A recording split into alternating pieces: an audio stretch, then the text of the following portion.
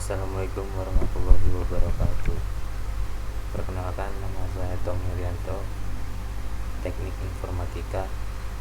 Di sini saya akan mempresentasikan tugas akhir semester 5 mata kuliah Oracle.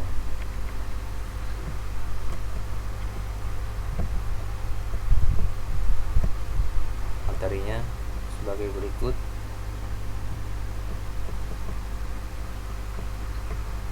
Konsepnya seperti ini.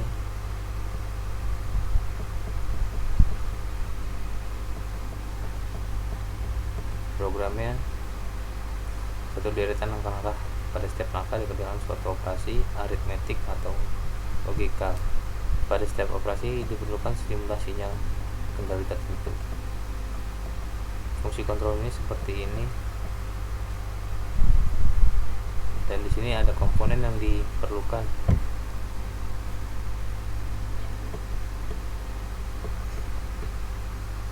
Ya, fungsi dari komputer itu menjalankan program yang terdiri dari kumpulan instruksi yang disimpan dalam memori, dan ada juga prosesor itu mengeksekusi instruksi yang ditetapkan dalam program. Di sini ada gambar komputer komponen top level view.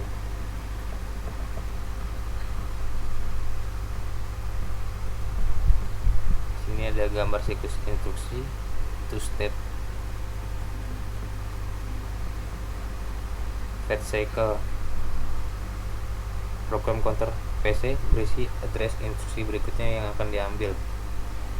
Prosesor mengambil instruksi dari memori pada lokasi yang ditunjuk oleh PC. Naikkan PC kecuali ada perintah tertentu. Execute cycle. Ada proses memori, prosesor I/O, data processing, kontrol, kombinasi di atas. Dan di sini ada contoh eksekusi program. Gambar seperti ini kurang lebihnya. Instruction cycle set state diagram. Di sini berbentuk diagram instruksinya, cycle. Interrupt, suatu mekanisme yang disediakan bagi modul-modul lain untuk dapat menginterupsi operasi normal CPU. Di sini ada gambar program flow control.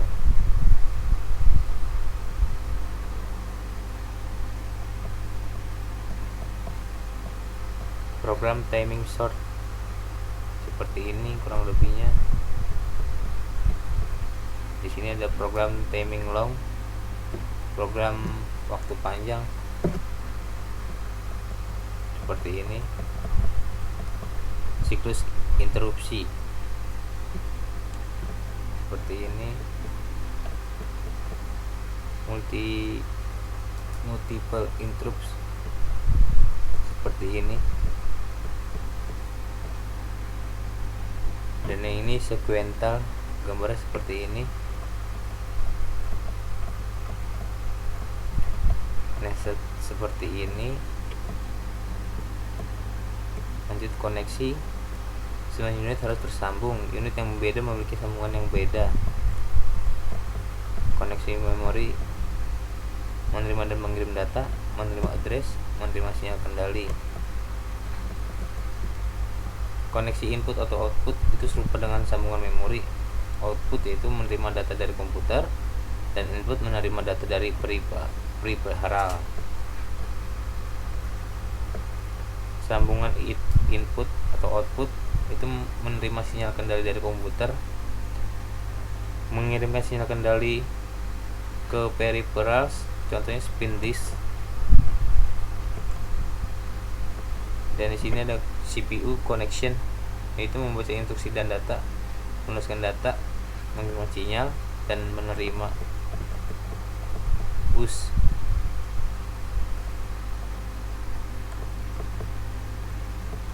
Bus itu biasanya menggunakan cara broadcast, seringkali dikelompokkan.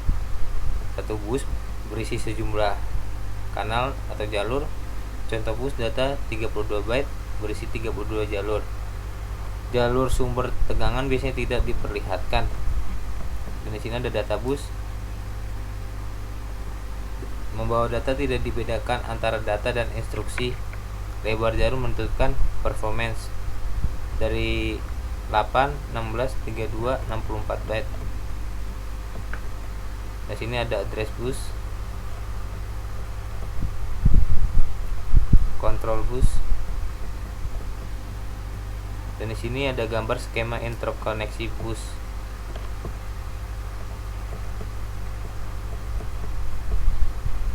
Bentuk fisik bus itu jalur-jalur paralel PCB, ribbon cables, strip connectors pada motherboards, komponen kabel. Masalah pada single bus itu menyebabkan jalur data yang panjang, berarti memerlukan koordinasi pemakaian sehingga berpengaruh pada performance. Kebanyakan sistem menggunakan multiple bus. Di sini ada bus tradisional bisa menggunakan cache. Kurang lebihnya gambar seperti ini. Di sini ada yang high performance bus seperti ini. Bus itu terbagi menjadi dua jenis, yaitu dedicated multiplexed, arbitrasi bus seperti ini.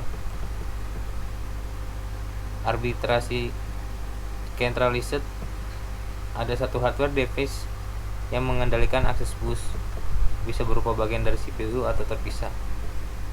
Arbitrasi distributed, setiap modul dapat mengklaim bus, setiap modul memiliki kontrol logik. Dan sini ada timing.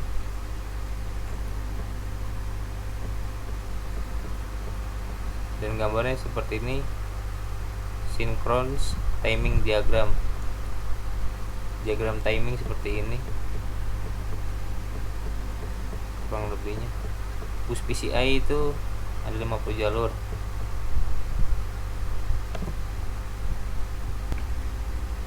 Jalur pada bus PCI seperti ini. Ada jalur sistem, address data, interface control, arbitrasi, dan error lines. Di sini ada jalur bus PCI opsional seperti ini. Komen pada PCI itu transaksi antara initiator master dengan target. Master pegang kendali bus, master menentukan jenis transaksi, fetch address, fetch data. Di sini ada gambar PCI rate timing diagram. Di sini ada gambar PCI bus arbitration.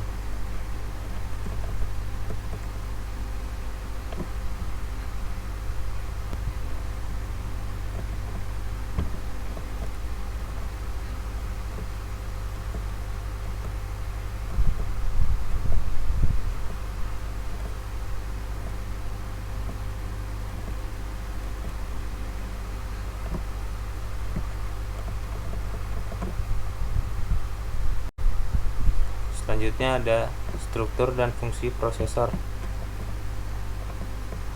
Organisasi prosesor. Prosesor itu mengontrol keseluruhan jalannya sistem komputer dan digunakan sebagai pusat atau otak dari komputer. Di sini ada gambar dua jenis ya, AMD dan Intel. Bagian-bagian organisasi prosesor itu ada ALU, CU, dan register. Gambarnya seperti di sebelah kanannya layar. Hal-hal yang dilakukan CPU itu, CPU membaca instruksi dari memori, menerjemahkan instruksi untuk menentukan aksi yang diperlukan, dan seterusnya. Sini ada struktur internal CPU, gambarnya seperti ini. Organisasi register. Apa itu register? Register itu merupakan media penyimpanan yang bersifat sementara. Jadi contohnya pada gambar ini,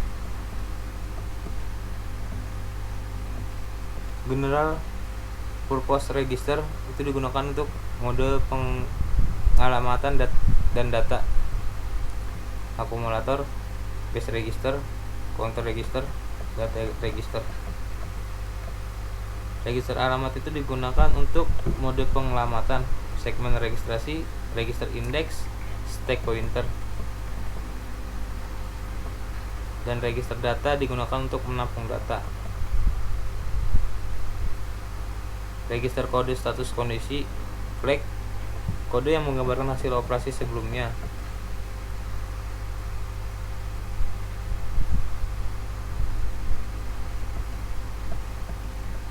Di sini ada gambar fungsi register, kontrol dan status register. Digunakan unit kontrol untuk mengontrol operasi CPU dan oleh program sistem operasi untuk mengontrol eksekusi program. Gambar seperti ini. PC, program counter, itu alamat instruksi yang akan diambil.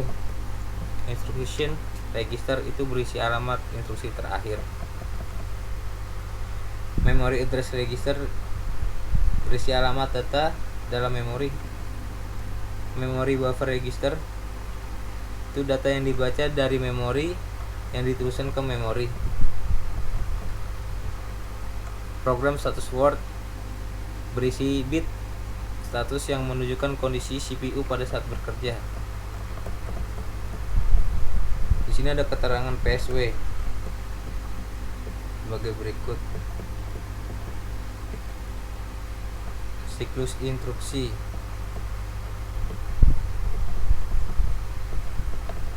Di sini ada gambar siklus instruksi, cycle, dan ada proses siklus instruksi ya seperti ini. Dan di sini ada gambar data flow fetch cycle seperti ini. PC berisi alamat instruksi berikutnya yang akan diambil. Alamat ini akan dipindahkan ke MAR dan ditempatkan pada bus alamat. Unit kontrol meminta pembaca memori dan hasilnya ditetapkan pada bus data. Hasil disalin ke MBR kemudian dipindahkan ke IR. PC bertambah 1. Persiapan untuk pengambilan selanjutnya. Selanjutnya data flow in the red cycle. Gambar seperti ini kurang lebih.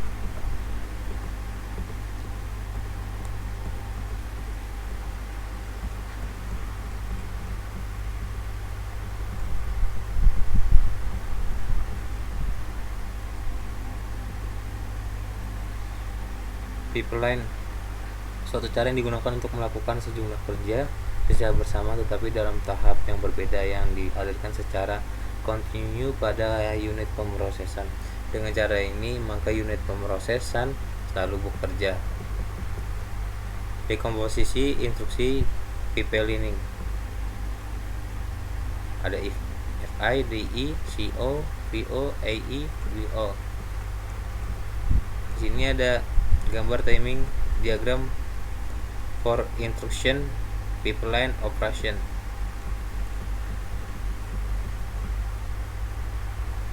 Kelebihan pipeline itu meningkatkan tingkat instruksi ISU dalam kebanyakan kasus. Beberapa kombinasional sirkuit seperti penambahan dapat dibuat lebih cepat dengan menambahkan lebih banyak sirkuit. Dan ada juga kekurangan pipeline itu menjalankan satu instruksi pada satu waktu. Hal ini untuk mencegah penundaan cabang yang berlaku setiap cabang tertunda dan masalah dengan serial instruksi dieksekusi secara bersamaan. Akibatnya desain lebih sederhana dan lebih murah untuk diproduksi. Selanjutnya pipeline hazard. Bahaya pipa terjadi ketika pipa atau beberapa bagian dari pipa harus diperlambat karena kondisi tidak mengizinkan eksekusi terus, seperti sebuah pipa diperlambat.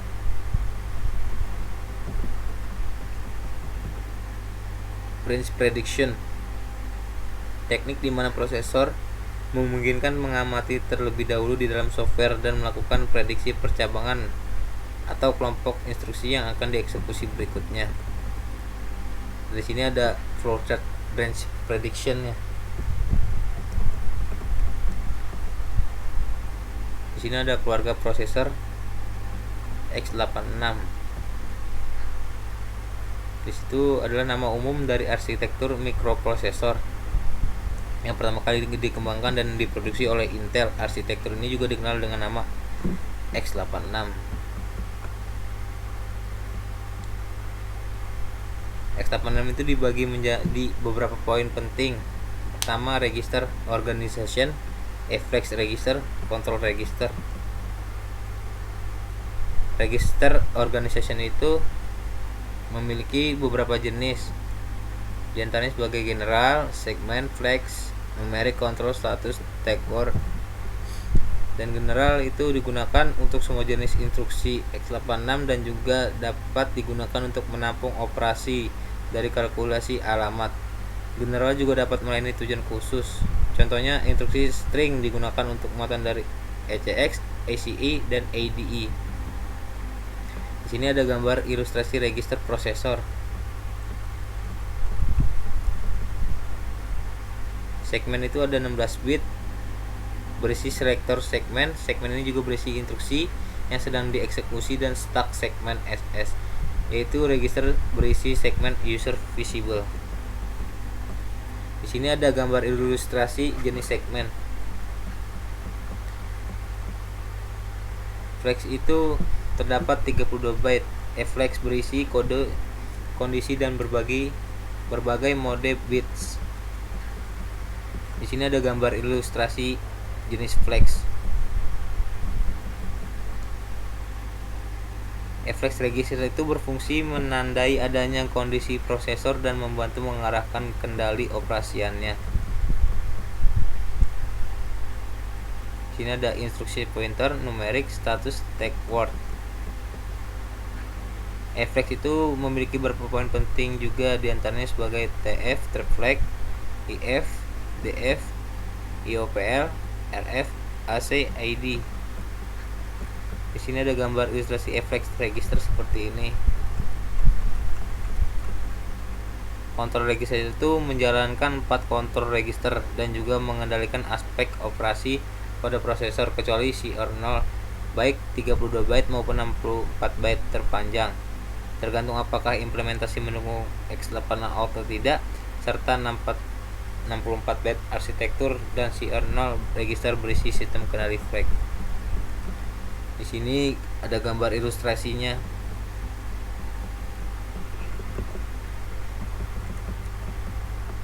Floating point adalah sebuah format bilangan yang dapat digunakan untuk mempresentasikan sebuah nilai yang sangat besar atau sangat kecil. Bila bilangan ini direpresentasikan menjadi dua bagian. Cara kerja mikroprosesor itu ada real mode.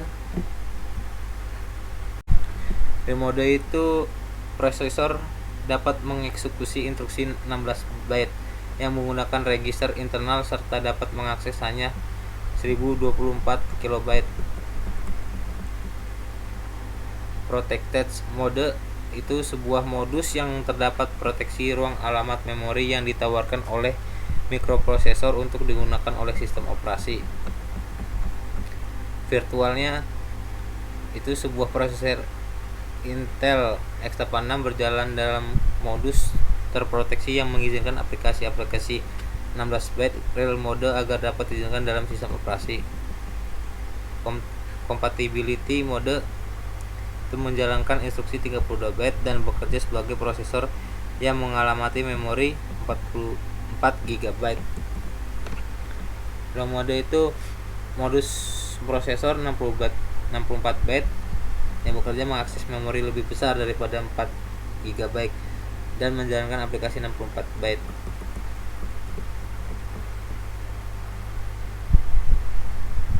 Prosesor ARM itu merupakan arsitektur prosesor 32 byte yang dikembangkan oleh ARM Limited. Pada awalnya merupakan prosesor desktop yang sekarang didominasi oleh keluarga x86. ARM cocok untuk aplikasi berdaya rendah. Sini ada bidang dalam prosesor ARM. Ciri-cirinya sebagai berikut. Dan di sini organisasi pada prosesor ARM.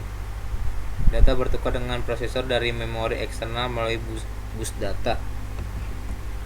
Di sini ada contoh gambar organisasi ARM sederhana.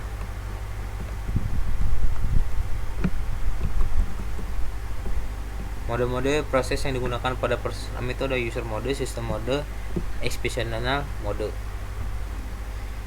Input, output. Input itu memasukkan data dari luar ke dalam mikroprosesor, contohnya keyboard, mouse, dan lain-lain. Output itu menampilkan data, contohnya monitor dan printer. Itu bekerja memerlukan sinyal kontrol. Modul I/O itu interface bagi sistem bus untuk mengendalikan satu atau lebih perangkat. Sini ada gambar sistem I/O. Dan fungsi modul tersendiri itu bertanggung jawab atas pengendalian perangkat luar, bertanggung jawab pula dalam pertukaran data antara perangkat luar tersebut dengan memori utama ataupun dengan register-register dalam CPU. Tugas modul I/O itu komunikasi CPU, komunikasi perangkat eksternal, deteksi kesalahan. Contoh kontrol dan pewaktuan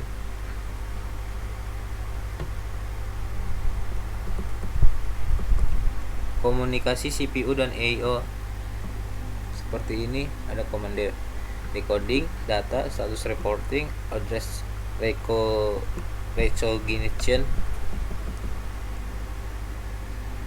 Komunikasi dengan perangkat eksternal, gambarnya seperti ini.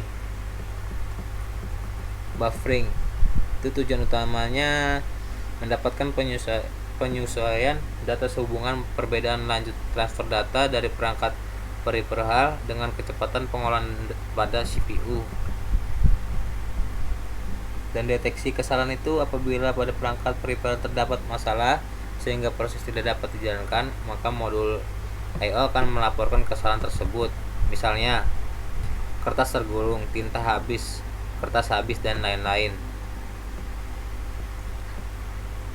Contoh-contoh modul I/O seperti ini. I/O terprogram.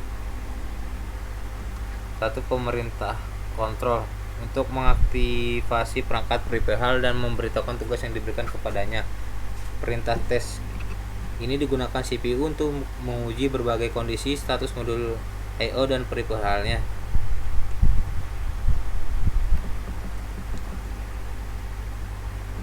3. Perintah read itu pada modul I/O untuk mengambil suatu paket data kemudian meletakkannya dalam buffer internal. 4. Perintah write itu kebalikan dari read. CPU memerintahkan modul I/O untuk mengambil data dari bus data untuk diberikan pada perangkat peripheral yang merupakan tujuan dari data tersebut. Interrupt driven I/O adalah sebagai berikut.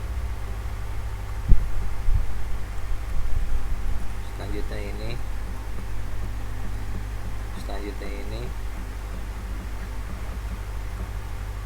dan direct memory access itu teknik yang dijelaskan sebelumnya, yaitu I/O terprogram dan interrupt driven.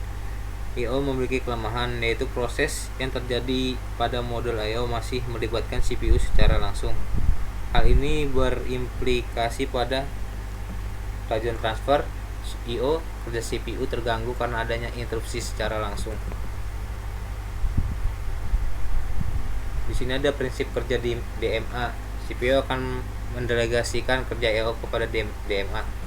CPU hanya akan terlibat pada awal proses untuk memberikan instruksi lengkap pada DMA dan pada akhir proses saja. Di sini ada gambar konfigurasi modul direct memory access. Yang paling atas ada gambar single bus, yang kedua single bus integrated DMA, yang ketiga yang paling bawah I/O bus. Perangkat eksternal kategorinya seperti ini.